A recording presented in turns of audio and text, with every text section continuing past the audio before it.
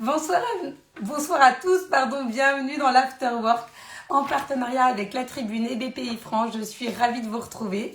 Alors aujourd'hui c'était un live spécial La Caserne qui est un lieu dans Paris qui est dédié à la mode durable, à la mode responsable. Alors on devait avoir justement celle qui est à l'origine de la caserne avec nous mais qui est hélas qui a eu un empêchement. On devait avoir Elsa Wolinski qui elle aussi a des petits soucis. Donc on est dans un live un peu plus réduit, mais finalement on est trois. Ça devait être un live XXL et on va revenir à notre format initial qui est de trois super entrepreneurs. Et on les recevra après pour parler effectivement de ce qu'est la caserne. Mais je pense que les personnes qui sont ici et qui sont présentes à la caserne pourront nous parler de ce lieu vraiment magique et en tout cas qui a plein de belles ambitions. Donc par ordre d'arrivée, c'est parti. Donc je vois que Victoria de Bonham est déjà là, que j'ai rajouté au live de la caserne pour une mode engagée et que je porte sur moi. Et Sébastien à me faire une demande et on se connecte avec Victoria, qui est la fondatrice de Bonham qu'on avait déjà reçue dans cet afterwork et qui fait des choses merveilleuses. Coucou Victoria, ça va? Ouais, ça va. Bonsoir Laurent. J'ai mis Tu me une de vois tes bien? chemises, je te vois très bien. J'ai mis une de tes Oui, je chemises. vois. Merci, ça me Mais fait le plaisir. 38, pour tous ceux qui veulent voilà, acheter des pièces Bonham, le 38 est un vrai 38 parce qu'au départ, je voulais mettre la belle jupe rose, mais elle est un peu grande. Donc ça sera les choses qu'on verra ensemble. Mais tu tailles normalement pour tous ceux qui sont Voilà, intéressés. Voilà. je taille normalement et C'est je une façon de précise sur dire le que je site. fais un 36. Non, Ah, ok. non, mais je plaisante. Mais pour revenir à toi, je disais qu'on t'a reçu dans le live l'année dernière et que Oui. voilà, toi, ton concept, et tu voulais nous en parler, c'est de faire presque, je ne vais pas dire du sur-mesure, mais vraiment, il y a très peu de pièces. Elles sont fabriquées en France, elles sont d'une qualité rare. En fait, tu vas nous raconter ce qu'est Bonhomme, et ça me fait penser à l'époque de nos grands-mères. Moi, j'avais une grand-mère qui se faisait faire des vêtements. Et en fait, on a acheté finalement le prêt-à-porter, c'était réservé à monsieur et madame tout le monde. Et puis, elle aimait bien faire appel à quelqu'un qui allait faire des vêtements spécialement pour elle. Et avec Bonham, on retrouve cette qualité de tissu, on retrouve le fait de ne pas trouver les pièces sur tout le monde parce que, et d'avoir une originalité, et puis surtout un style exceptionnel. Donc, raconte-nous, Bonham, de ton inspiration à la réalisation de la marque. Ok. Bon, ben d'abord, merci hein, à Dogo de me donner la possibilité de parler de Bonham. C'est toujours avec grand plaisir que je le fais. Alors, Bonham, pour synthétiser, en général, je dis que c'est une marque qui est à la fois culturelle, féministe et éco-responsable. Alors, c'est un peu des mots valises aujourd'hui, mais du coup, plus spécifiquement, en fait, c'est un vestiaire, une garde-robe, un vestiaire d'héroïne. J'appelle ça un vestiaire d'héroïne. Et comme tu disais, c'est une garde-robe qui est assez courte. J'ai une vingtaine de modèles, pas plus, y compris les accessoires. Donc, j'ai pas beaucoup de modèles, mais à chaque fois, chaque modèle, que ce soit les vestes, les chemisiers, les jupes, ils ont des signatures visuelles assez fortes. Et ça, je rejoins du coup cette idée de à la fois féministe et culturelle, c'est parce que mon inspiration pour chacune de ces lignes, c'est une femme artiste. Alors, ça peut être une artiste du siècle dernier, ça peut être une artiste du 19e siècle, ça peut être même une artiste d'aujourd'hui. Je travaille avec des musiciennes en ce moment. Parce que les femmes artistes, elles ont cette spécificité d'avoir un espèce de feu créatif et ça se voit dans leur style, ça se Il y voit a dans un leur look. univers, Voilà, il y a il un y a un vrai univers qui univers. est tout de suite très fort. Berthe Morisot, elle s'habillait toujours en noir, même si elle mettait des couleurs plein ses tableaux. Camille Claudel, elle avait un certain style. Niki de Saint-Phal, elle avait aussi un style assez sophistiqué avec des petites voilettes et elle utilisait beaucoup de roses dans ses œuvres.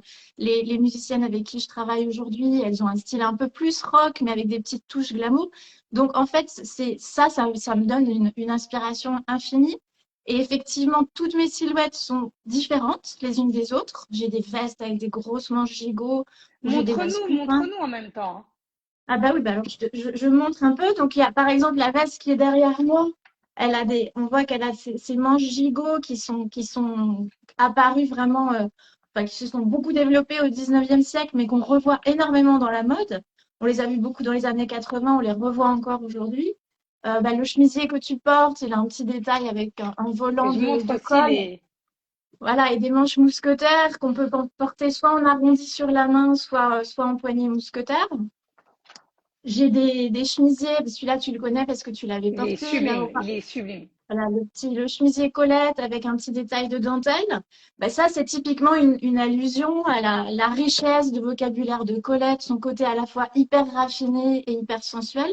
Donc, toutes les silhouettes, puis je peux montrer aussi la jupe dont tu parlais tout à l'heure, qui est une jupe midi qui arrive à mi-cheville, mais qui a, je sais pas si on voit bien, voilà, dans le dos, il y a une série de plis plats qui fait que ça marque un peu la taille et ça donne un joli bombé dans le dos. Donc ça fait une jolie démarche et ça fait une jolie silhouette. Ça, c'est inspiré des tournures, des faux culs que les femmes avaient au 19e siècle, mais c'est complètement modernisé et portable aujourd'hui. Et Victoria, comment tu t'es lancée? C'est-à-dire, qu'est-ce qui a fait, pour ceux qui ne le savent pas, que tu t'es lancée dans la création de ta propre marque? Qu'est-ce que tu avais fait avant? Tu étais passionnée de mode et qu'est-ce qui fait qu'on se lance? Et moi, j'aimerais aussi qu'on dise, parce que souvent, bon, là, on a vu circuler sur les réseaux sociaux ces vidéos qui donnent la parole aux hommes avec les mêmes questions qu'on poserait aux femmes, mais aux hommes. Oui. Et on dit, voilà, on a du mal quand on est une femme, à lever des fonds. Et je disais, ben oui, parce qu'en fait, il y a des femmes aussi qui se lancent dans l'entrepreneuriat, et j'en vois beaucoup, hein, et puis qui, au bout de 2 ans, abandonnent, changent. Alors que c'est vrai que les hommes qui se lancent, ben, ils sont, je dis pas plus volontaires, attention, parce que je pense il n'y a pas un qui a plus de talent que l'autre. Je pense que les deux sont très complémentaires, mais que, ben voilà, à un moment de notre vie, on a envie de faire quelque chose, et puis après, ça peut passer. Alors que toi, on sent vraiment, voilà, ton investissement à 100% dans ce que tu fais, d'y croire et sur la durée. Mais qu'est-ce qui a fait ce déclic? Alors, en fait, je pense que déjà, j'ai toujours eu ça un peu chevillé au corps depuis toute petite, parce que à cause de mon histoire personnelle, j'avais une tante, ma marraine, qui est décédée malheureusement, mais qui était artiste, donc qui m'a initiée à plein de techniques. Mais après, moi, j'ai fait des études plutôt classiques, j'ai bossé pendant 20 ans dans des grands groupes dans le marketing, mais j'ai toujours à côté dessiné, pris des cours de couture. Donc, j'avais toujours ça en fil conducteur, mais alors, il y a eu plusieurs éléments de déclic. J'ai fait une formation à l'IFM, à l'Institut français de la mode, en executive management pendant que je travaillais. Et ils insistaient beaucoup sur l'entrepreneuriat. Ils essayaient de nous pousser. Et pendant ce MBA, j'ai porté un projet fictif sur une ligne de robes pour des femmes assez versatile, avec un système de distribution marrant, avec des filles qui viennent à domicile faire essayer les fringues. Donc ça a été un premier déclencheur. Après, ben, ma tante, que je continue à voir beaucoup, elle me poussait tout le temps en me disant, mais Victoria, vas-y, lance-toi. Donc, je pense qu'il y a l'entourage aussi qui peut jouer. Et puis, à un moment, je me suis dit, bon, si je le fais pas maintenant, je le ferai jamais. Donc, je saute le pas. Et puis après, par rapport à ce que tu disais sur les femmes entrepreneuses, alors moi j'ai des moments de doute aussi tout le temps. Je mentirais en disant que j'ai pas eu envie d'abandonner plein de fois. Mais bon, à chaque fois, il faut se raccrocher au petit feu de qu'est-ce qui a fait démarrer. Et moi, c'est ma passion de la mode, du costume. Et puis aussi, quelque chose qui est très important pour moi, c'est que en France, on a toujours été le grand pays de la mode depuis des décennies, depuis des siècles. On était les meilleurs en mode, en tissage, en soierie. Et puis, il y a plein de choses qui sont parties, qu'on a laissé partir, des savoir-faire, des emplois. Et moi, ça me désole parce que j'ai cette espèce de fierté française de la mode, du style, de Paris, capitale de la mode. Et ça me désole que la confection soit partie. Donc, j'ai toujours été hyper intéressée de voir où est-ce qu'on fabriquait des vêtements, quel savoir-faire il y avait en dentelle, etc. Et c'est pour ça que dans Bonham, j'ai vraiment envie il y a cette dimension aussi du Made in France, du fabriqué à Paris. Et, et je reviens encore sur ce que tu disais, et notamment tu fais allusion à cette vidéo qui a beaucoup circulé et qui est très chouette, hein, parce que quand la vidéo commence et qu'elle dit «Ah, vous êtes très bien habillée, ça vous va très bien», chose qu'on dit aux femmes, mais qu'on ne dit jamais aux hommes dans des interviews. Je pense que le piège, enfin, le truc difficile quand on est une femme, pas pour des histoires culturelles et d'éducation, c'est vraiment oser, c'est l'audace, qu'on a tendance tout le temps à se mettre un peu derrière, à pas oser, à avoir peur de pas avoir coché toutes les cases avant de faire une demande. Et je pense que les hommes ont plus de facilité à se lancer, c'est-à-dire à y aller, même s'ils n'ont pas tout le Mais je suis tout savoir-faire, à même fait d'accord s'ils n'ont avec pas toi. tout ça. Et c'est pour ça que j'ai trouvé que cette vidéo était très parlante. Mais en même temps, est-ce qu'on poserait aussi aux femmes les mêmes questions qu'aux hommes sur certaines choses? Non. et elle serait peut-être Non, aussi mal à l'aise. Donc, je pense qu'il faut garder notre force, qui est voilà, d'être une femme avec cette créativité et cette audace, comme tu le soulignes si bien. Mais ensuite, il faut, voilà, c'est aux femmes de montrer qu'on peut aller plus loin et aussi qu'on est capable d'aller jusqu'au bout d'un projet. Parce que, absolument. encore une fois, je vois beaucoup d'entrepreneurs femmes qui, à un moment de leur vie, parce qu'elles sont enceintes, parce elles sont séparées, sont face à une problématique qui les incite à créer une boîte. Et ensuite, cette problématique disparaît et parfois elles abandonnent. Alors, les hommes aussi Ouais. abandonnent, mais il faut aller jusqu'au bout. Et là où je te donne raison, c'est que moi, j'ai changé ma façon de voir les choses et même de travailler. Le jour où je me dis, mais en fait, je suis comme les hommes. Un homme, on n'oserait pas lui dire non pour ça.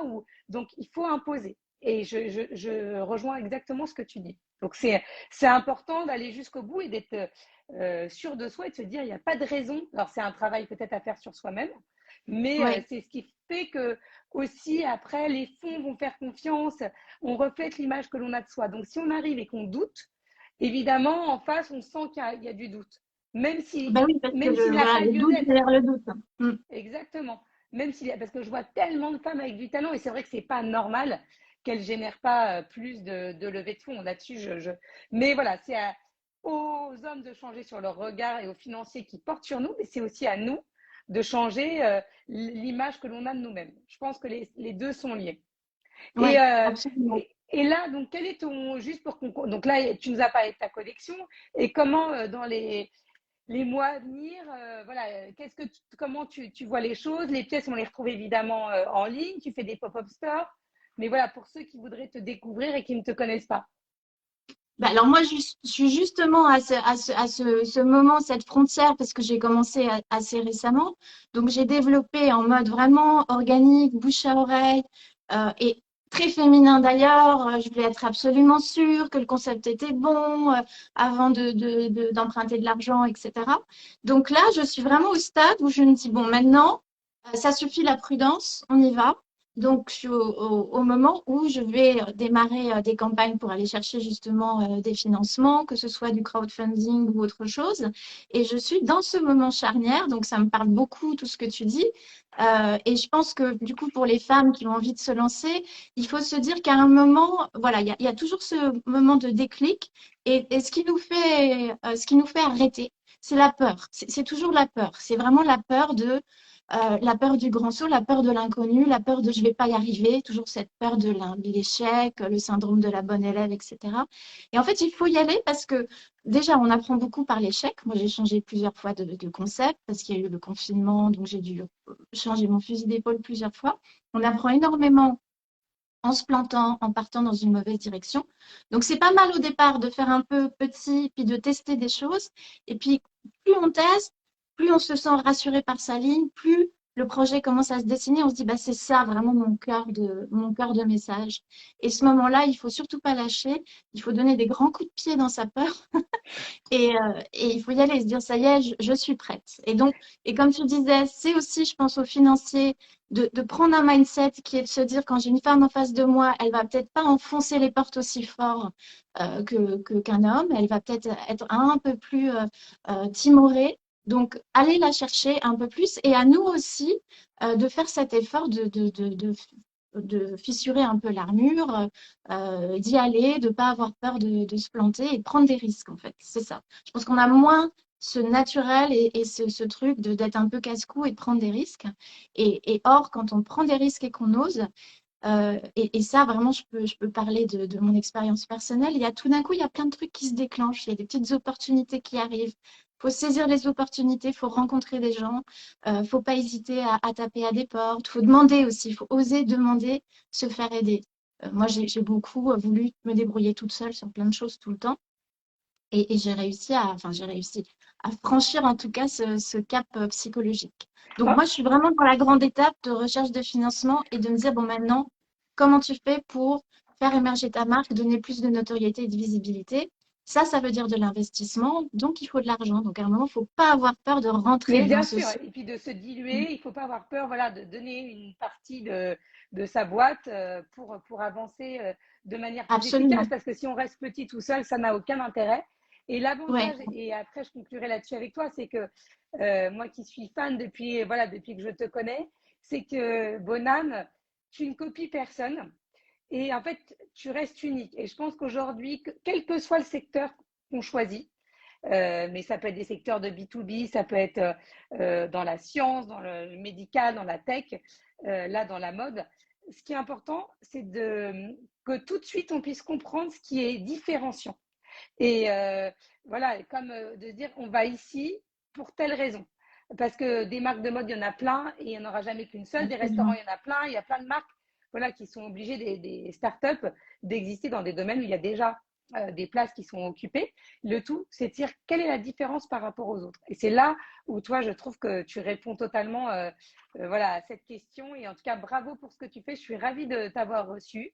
Je suis ravie de Merci. pouvoir porter ce Merci que tu Laura. fais et c'est magnifique. Et j'invite tout le monde à aller consulter ton compte, ton site. Les matières sont juste sublimes et le rapport qualité-prix est dingue. Donc, bravo encore, Victoria. Hein. Et on reste en Merci. contact. Merci. Merci Et je fais beaucoup. juste un petit clin d'œil du coup Dis-moi. à la caserne, parce que comme tu parlais des matières, parce que je m'approvisionne justement pas mal chez Nona Source, qui est un des résidents de la caserne et qui propose à des petits entrepreneurs comme moi des fins de rouleaux de grandes maisons de couture.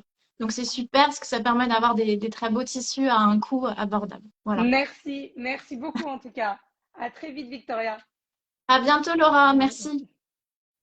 Et je continue alors avec Sébastien qui nous a rejoint, un homme dans la mode. C'est bien parce que ça aurait pu être un live entièrement féminin, mais heureusement, il y a Sébastien qui est là, le fondateur d'Orega, qui fait partie de la caserne. Bonjour Sébastien, merci d'être avec nous. Bonjour Laura, merci Alors pour on te voit un l'invitation, peu c'est par en super. dessous. Et bravo à Victor. On te voit, Ouais, tu vois, c'est là où on voit que les voilà. femmes, elles arrivent Ah, un attends, peu à... Non, là c'est parfait. Voilà. Donc, je voilà. disais, donc toi, tu es présent à la caserne. Oui, Donc, est-ce que tu peux, on moi est présent à j'adore la ce que vous casa. faites, c'est canon. Est-ce que tu as des modèles à côté de toi quand même? Merci. J'en ai pris un. J'ai pris le California, le Twisty, voilà, qui a Voilà, un qui petit représente sac. bien la marque. Et après que tu nous racontes l'histoire et justement un peu, voilà, qu'est-ce que vous faites à la caserne, qui est un lieu absolument incroyable. Et je me dis que la prochaine fois, il faut que je vienne faire un live en direct de la caserne, tellement voilà, les Avec, startups qui sont présentes sont toutes incroyables. avec grand plaisir, oui, effectivement, il y a une émergence de talents là-bas qui font, et, encore félicitations à Victoria, j'ai suivi son live avec beaucoup d'intérêt, c'était super. Il y a plein de super startups et il y a plein d'esprits extrêmement animés et créatifs qui veulent faire avancer des choses et emmener des nouvelles directions. C'est tout ce qu'on a besoin en fait, des ondes positives et plein de choses qui nous dynamisent tous pour essayer de faire des choses un peu différentes et de dessiner l'avenir tous ensemble, quoi. Donc, alors, la genèse Moi, je peux vous d'Orega, ouais, présenter exactement. la genèse d'Orega, ça part de très loin en fait. Moi, j'ai une formation à appliquer. Après, j'ai fait un peu de mode dans ce cadre-là. J'ai fait quelques concours en mode. J'ai fait des spécialisations en tapisserie de lisse et après, je suis parti vers l'architecture d'intérieur. Pendant un certain temps, j'ai fait beaucoup d'architecture d'intérieur dans le luxe.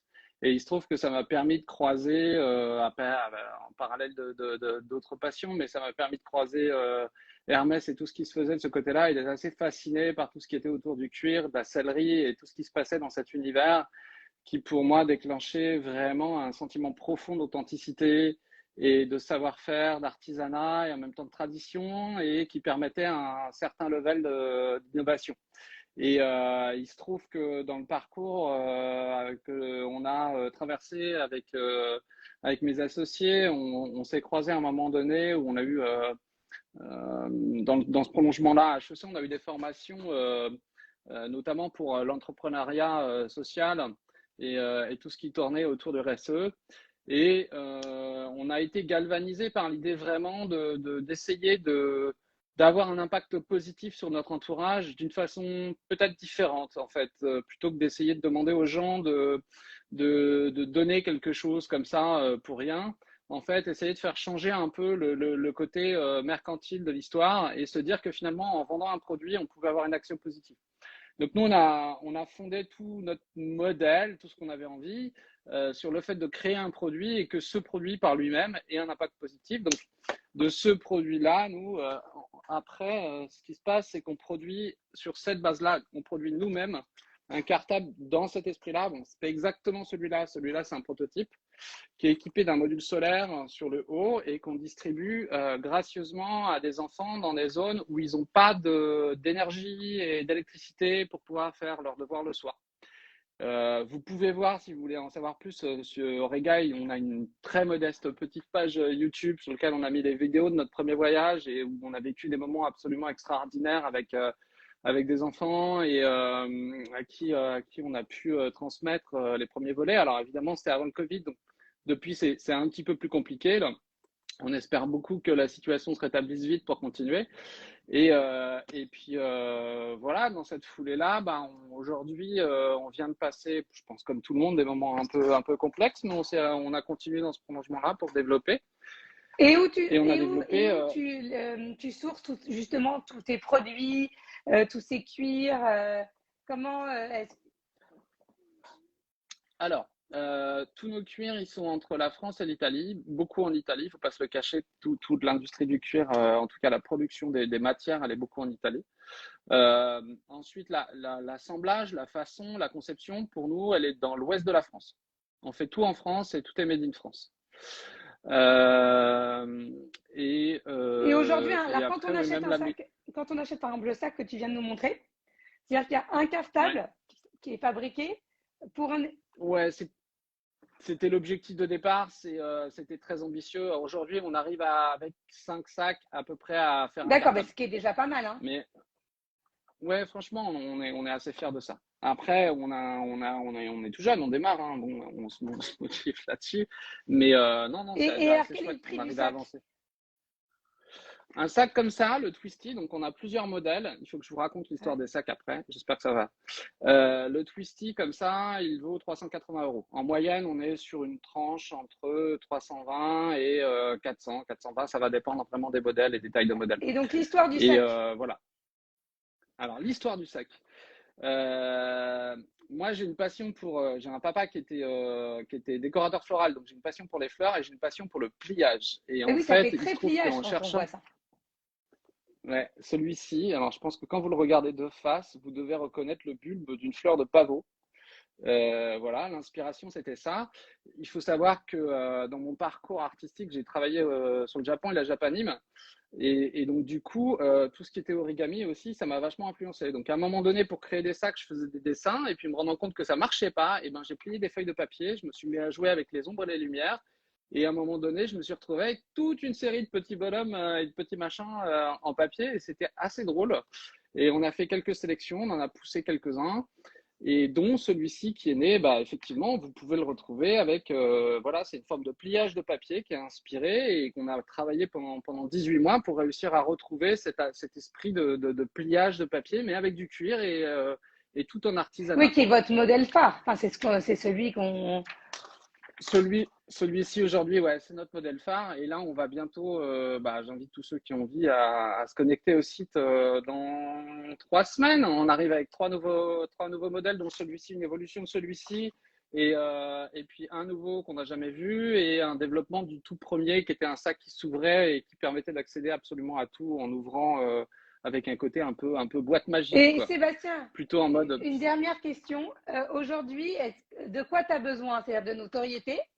Donc, j'espère voilà, que le boulot Ouais. est à oreille. Et n'hésite pas à faire une petite story avec les modèles et à me taguer pas le live, hein, juste la photo des sacs où tu me tagues. Parce que je pense que la notoriété, le problème aujourd'hui, quand on est une jeune start-up, voilà, on a besoin de notoriété. On voit bien que c'est beaucoup plus complexe qu'avant. Avant, il y avait les médias classiques, il y avait les parutions des magazines. Et aujourd'hui, dès qu'on veut devenir connu, il faut payer.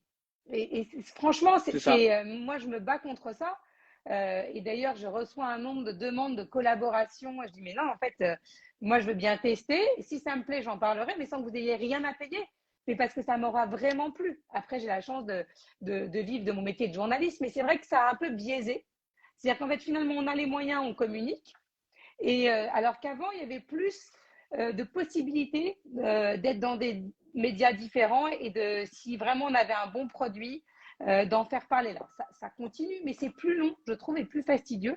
Donc, à mon petit niveau, j'essaye voilà, d'aider les startups comme la tienne qui ont du talent, qui sont engagées, qui vraiment proposent des choses différentes, de se faire connaître du plus grand nombre et surtout d'en parler parce qu'il y a le côté média, réseau et puis il y a le côté aussi prescripteur qui est important quand on touche quelques personnes qui vont dire mais c'est génial. Et je trouve que des startups comme la tienne méritent vraiment d'être mises en avant parce que c'est pas du marketing. Voilà, et je sais qu'à la caserne, il y a un réel engagement et ça, c'est fondamental. Donc, bravo pour ça. Donc, de quoi tu as besoin en plus de ça? De Merci beaucoup. fonds, qu'est-ce que… Aujourd'hui, oui, clairement, on arrive avec nos 3 nouveaux modèles qui sont en gros, on va dire, l'évanescence de ce qu'on a pu travailler. C'est un mot un peu mais voilà, de ce qu'on a pu travailler ces 3 dernières années. On a essayé d'écouter vraiment, de se mettre au point.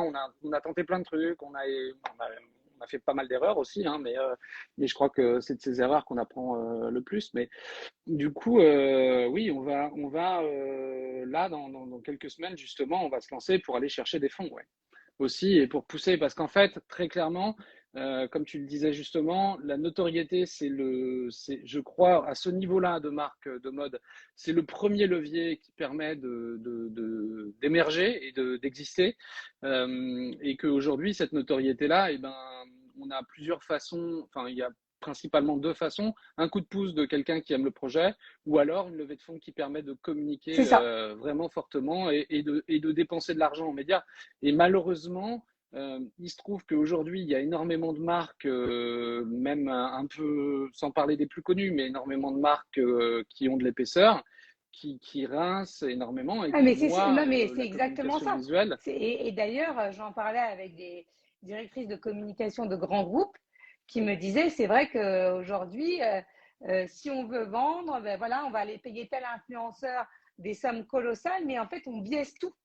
Donc en fait, c'est comme si on achetait Ouais, un panneau publicitaire devant lequel on va passer parce que et encore parce qu'on s'attache à une personne. Alors après, je critique pas du tout parce que ça fait partie des nouveaux métiers, mais je pense que non, ouais. voilà, ça doit être fait un peu différemment et surtout euh, nous en tant que consommateurs, on a besoin de plus d'avis, d'être mieux guidés. Aujourd'hui, on est un peu perdu. Tous les jours, il y a une nouvelle marque de cosmétiques, une nouvelle solution informatique, une nouvelle prescription médicale, parce que aussi d'intelligence artificielle, au moment on va me vendre 3 fois une intelligence artificielle qui change la vie.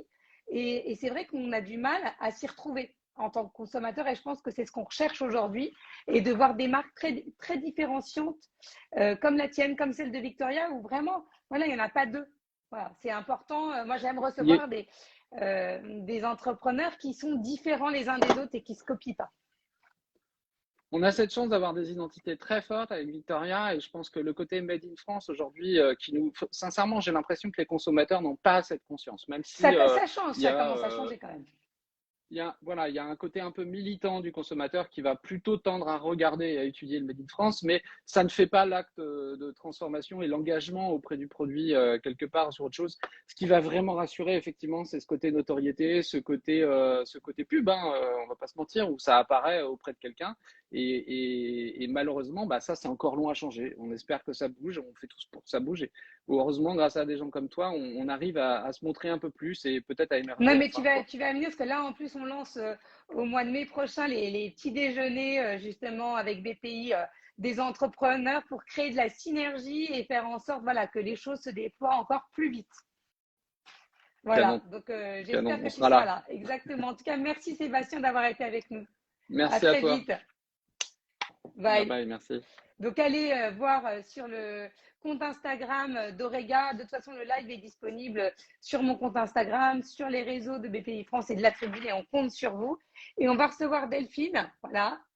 Je pense que Sébastien est en train de se déconnecter. En attendant, j'invite, ouais, il faut que tu appuies en haut à droite, il y a une petite croix. Voilà, c'est ça. Et voilà, et Delphine, qui elle aussi est une entrepreneur engagée, qui fait des sacs canons qui n'ont rien à voir avec ceux d'Orega. Vous pouvez avoir les 2 sacs.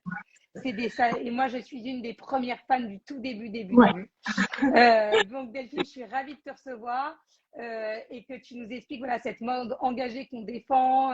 Voilà, toi, je trouve que tu peux donner de l'espoir parce que le parcours que tu as fait, ça fait combien de temps que TIRS existe là? 2 ans et demi, 3 ans? Non, non, non, c'est beaucoup plus récent que ça en fait, parce que quand tu m'avais interviewé en avril C'était le tout l'année début en dernière, fait. c'était un peu le tout début. Donc là, ça fait depuis décembre, donc Un an et demi, tu vois. ouais, 1 an et demi à peu près, voilà. Et franchement, tu as très bien tiré ton épingle du jeu. C'est incroyable le parcours que tu as fait en 1 an et demi. Moi, je suis. Parce que je les vois, tes sacs aujourd'hui portés. La marque, ça y est, on commence à la connaître. Alors, peut-être dans un milieu encore plus parisien, ou plus. Voilà. Mais au moins, on commence à la connaître et le travail que tu as fait est incroyable. Donc, pour ceux qui ne connaissent pas Tears, Voilà. tu montes le sac. Mon sac jaune est en bas. Je n'ai pas pensé à le monter, mais je veux que tu présentes la marque, que tu expliques voilà, d'où c'est parti. Et voilà, et ce que tu fais. Alors, pour résumer en une phrase, TIR, c'est une marque de maroquinerie éco-responsable, je veux dire pour un quotidien urbain, coloré et made in France. Et moi, je peux vous montrer un petit peu des modèles. Ouais. Mais voilà, l'idée, c'était de faire des modèles qui soient assez, revisiter un peu les indispensables de notre quotidien, donc la besace, le tote bag, etc., le sac à dos, et d'avoir des modèles qui soient assez épurés, mais quand même assez personnels. On va, voilà, avec un détail, bon, je le mets. Hein. Ah, mais Donc tu là, vois, mais voilà, en un fait, détail épuré, mais quand même personnel. tu as rendu glamour, tu as revisité et rendu glamour le célèbre sac qu'on avait Upla qui était dans les. Oui, c'est Qui vrai était que ça fait penser un peu au sac. en revisité parce que c'est vraiment différent et surtout plus glamour, fonctionnel. Euh, Alors, il est un peu plus structuré aussi. Il est un peu, voilà, le sac, bon, était plus mou. Voilà, je voulais quelque chose, ouais, un peu plus structuré, plus un peu chic, plus plus chic. clean, voilà, un peu plus Exactement. chic. Et donc avec des métalleries argent, parce que je trouvais que c'était Et plus donc, où sympa. est-ce Mais que je tu suis fais pas très. fabriquer, où tu sources Et tes donc voilà, donc matières, des tu connais modèles les stocks. déjà, des modèles donc épurés, voilà, et surtout très bien fabriqués, qu'on va vouloir garder longtemps en fait, qui sont durables, on va dire au sens propre, et donc qui sont fabriqués en France. On a 2 ateliers partenaires, donc qui ont vraiment le savoir-faire français des ateliers de maroquinerie, quoi.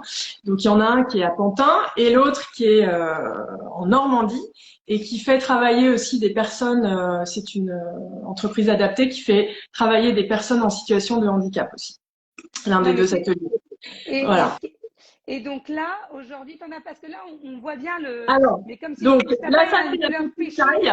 Il y a plein de couleurs en fait sur Voilà, sur voilà, le c'est trop beau. site.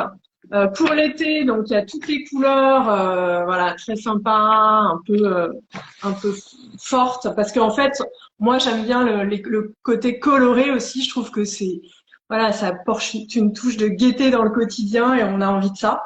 Et donc voilà, une fabrication française, après des matières écologiques, donc qui sont certifiés. On a la traçabilité vraiment des matières depuis la filature, même depuis la fibre, parce que par exemple là c'est un coton bio, un twill de coton bio certifié GOTS et Fairtrade et mélangé à du polyester recyclé.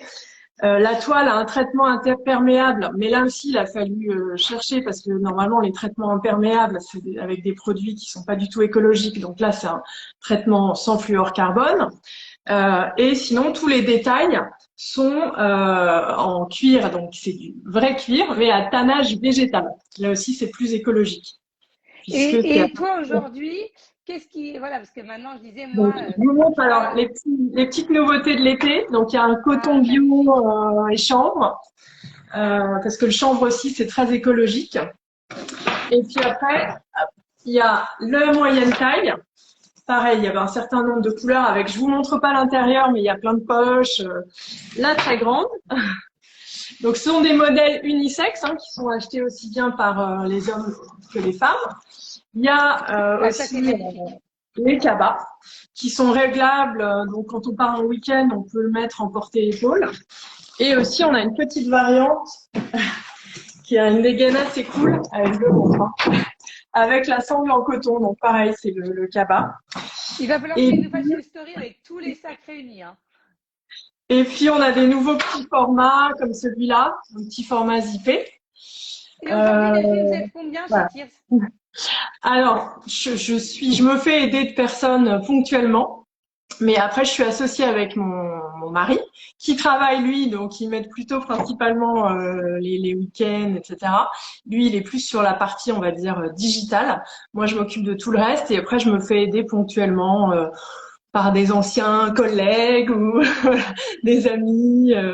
Voilà, Et mais toi, alors, qu'est-ce qui, on n'est pas encore une équipe très non, très mais en fait, étoffée, quoi. voilà, non, mais Encore c'est une parce qu'il y a stagiaire. aussi, on voit dans les startups de plus en plus de personnes qui veulent justement être flexibles, donc en fait, qui font appel à des talents extérieurs.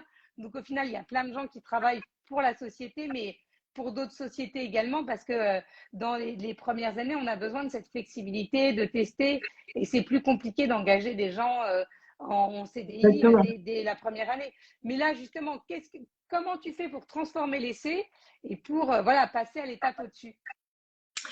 Alors, donc, au départ, on voulait une distribution qui soit essentiellement digitale, parce que aussi on va dire notre business model en termes de marge ne permettait pas forcément qu'on fasse de la distribution multimarque, mais on va essayer. Moi, je pense que c'est important quand même en termes de visibilité. Tu en parlais tout à l'heure. Ouais. C'est vrai que c'est un petit peu la difficulté pour des marques comme nous, c'est de se faire connaître. Et donc, je pense, enfin, et donc, on commence à rechercher quand même quelques multimarques. Moi, idéalement, j'aimerais bien avoir voilà, un joli multimarque dans les grandes villes de province, etc., pour accompagner aussi notre développement en digital. Donc là, on commence voilà, tout juste à prospecter. Donc là, j'ai quelques points de vente qui démarrent. Mais voilà, ça va être un peu notre prochaine étape. Et puis après, en termes de développement produit, aussi peut-être utiliser un peu plus de matière upcyclée, enfin de stock dormant, voilà, de existants de cuir ou on va aussi développer des modèles en cuir. Ça sera un petit peu la prochaine étape. Parce que là, en fait, on a cette gamme de double twill qui est un peu intemporelle et qui fait toutes les saisons. Et puis, donc, on tout fait des petites séries, mais en fait, à chaque fois qu'on est presque en rupture de stock, on a la chance d'avoir des ateliers qui sont très flexibles et on refait des petites séries. Et donc là, on n'a jamais de surproduction. Et sinon, après, on a par saison, l'été, l'hiver, on a des petits thèmes en série limitée. Tu vois, il y a aussi celui-ci, par exemple, sur l'été, qui est un peu style Oshkosh, où là, on fait vraiment des séries limitées. Donc après, à Non, mais c'est ce terme, que tu peux aussi l'idée, c'est de développer faire des modèles en cuir aussi. même avec des concept stores et des boutiques, c'est d'avoir aussi des modèles spécifiques pour les magasins qui vont distribuer et avoir la collection qui est en ligne pour pas que tout ça. Parce que le problème, c'est qu'après, les gens, même les distributeurs sont réticents. Ils disent, ben alors, les gens, ils viennent chez nous, ils regardent le sac et puis après, ils vont sur Internet, ils attendent une promo. Voilà, il y a aussi tout ça qui se développe. Donc, c'est important voilà, d'avoir des produits aussi différents en fonction, je pense, Après, des oui, on canaux de peut adapter. distribution. Comme on a la Exactement. chance de pouvoir faire des petites séries, on peut effectivement faire des petites séries en partenariat avec. Là, il y a justement un grand magasin japonais qui, voilà, on va peut-être faire une petite série en partenariat avec eux. Et puis, je sais plus ce que je voulais dire. Et puis, justement, en parlant de partenariat, c'est peut-être aussi à terme réfléchir, trouver une marque qui a un petit peu le même univers coloré et sensible aux mêmes valeurs que nous, de faire une collaboration avec Mais il cette faut que tu marque. fasses, Et, puis, faut que et il donc, faut que je l'ai reçu dans mon live, qui est génial. Il faut que tu contactes Katia Sanchez. ah bah, C'est, justement, c'est ce que j'allais te dire, c'est que comme elle est à la caserne aussi, par exemple, alors, ça, c'est l'idée de la caserne, c'est pouvoir faire jouer des justement des synergies comme ça. synergies, Par exemple, exactement. typiquement, ça pourrait être une idée. Et d'ailleurs, là, prochainement, c'est Katia Sanchez qui a notamment lancé ça. Il va y avoir des petits déjeuners pour qu'on se rencontre un peu plus, parce qu'avec le Le Covid, la Covid, Covid, ouais, on tout le n'a monde pas était, eu. était Ouais, dans son voilà. Donc univers. là, Et tu vois, sans savoir, parce que vraiment, je ne savais pas du tout, tu me dis, je cherche une marque qui soit un peu colorée. Et pour moi, j'adore Katia Sanchez, j'adore ce qu'elle fait, j'adore ses mailles, j'adore ouais, sa philosophie voilà, de précommander. Je trouve que c'est une très bonne idée. Et c'est ce qui incite aussi à commander en ligne. Parce que pour ouais, développer ce business-là, je trouve qu'il y ait des précommandes. N'hésitez Ouais. pas, quand vous êtes une jeune marque de mode, comme toi de maroquinerie, à faire des précommandes. Ça marche très bien, ça crée un désir, ça apprend à consommer différemment. Et je trouve que Katia fait des produits magnifiques qui durent, qu'on garde. Et vos univers se marient parfaitement ensemble. Donc, j'ai hâte de voir la collaboration. Bon, après, je te remercie. Après, c'est vrai que nous, on n'a pas encore une communauté très très développée sur Instagram. Et c'est vrai que ce système de précommande, c'est vraiment top. Moi, j'aimerais bien à terme pouvoir le Oui, faire. oui, il faut Pour faire l'instant, je grossir le sa fais plutôt, communauté. je prends par exemple, Bien je sûr. suis en contact avec mes clientes et elles me disent ah bah là on aimerait bien avoir le cabas en jaune vif ou voilà. Voilà. Mais c'est plus, j'ai pas encore réussi à faire un format qui me permette Et je vois voilà. qu'il y a un maillot, pareil, qui est une marque de maillot de bain là, qui a rejoint le live que j'adore, dont je suis fan aussi. Voilà, et moi, je trouve que ces petites marques, je dis petites parce que ça reste confidentiel pour l'instant, elles sont Ouais, ultra bénéfiques parce qu'on n'a pas envie aujourd'hui de s'habiller comme tout le monde, de retrouver les mêmes choses sur tout le monde. Et que vous proposez, et voilà, et qui est pas trop de modèles à la fois dans chaque série. Et de se dire qu'on ne va pas retrouver le même sac sur tout le monde. Mais il y a une vraie demande aujourd'hui, surtout de la jeune génération qui est pas du tout mass market et qui a envie de se différencier. Donc, en tout cas, bravo pour le travail que tu fais. J'étais ravie merci. de te revoir et moi aussi, j'espère que tu vas venir à mes petits déjeuners Oui, de avec féminin. plaisir. Et j'attends ta story avec tous les modèles. D'accord. Merci encore, hein, Merci Laura, beaucoup pour et à très vite. l'invitation. À très vite. Merci, à très vite. Et merci d'avoir été avec nous pour ce live. Je suis désolée pour les deux invités qui manquent, mais on va refaire ça très vite. Merci d'avoir été avec nous. On se retrouve non pas lundi prochain, mais mardi prochain à 19h avec BPI La Tribune. Je vous souhaite une très, très belle semaine. Ciao.